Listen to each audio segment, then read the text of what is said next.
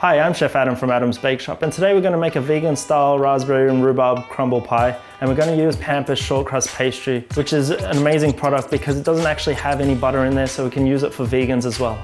Okay, the first step is to grease the tray. Next, we want to lay in our Pampas Shortcrust pastry. As we're using a large shell, we'll use multiple sheets. A good tip is to make sure you hold it and push it all the way to the bottom, and then press down on the edge of the tin to cut the pastry. We'd like to pierce the base to make sure that the air escapes as it's baking. We put the cling film over the top and then put some rice in here to blind bake it. This helps the pie keep its structure. Cut the cling film and then put it over the top. Make sure you don't pull the rice too far from the edge so that it's still nice and weighed down. So now we're going to put this into the oven for about 15 minutes at 180 degrees to make sure it's nice and golden brown. Now we'll start the filling. First we slice the rhubarb. We want to slice it into 1 centimeter pieces so we've still got a bit of texture once it cooks down. Add the frozen raspberries into the mix. Place the sugar in. Now just put a squeeze of lemon to stop it from being too sweet.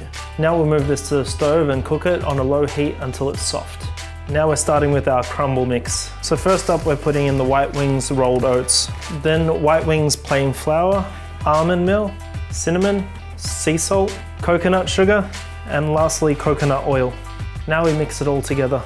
We want to keep it nice and textured. Sprinkle the crumble mix onto the tray. Now we'll put our crumble mix into the oven for 30 to 35 minutes to make sure it's nice and crisp. And here's our tart shell. We'll pour our warm mix into our shell. And now we're going to finish it off with our crumb.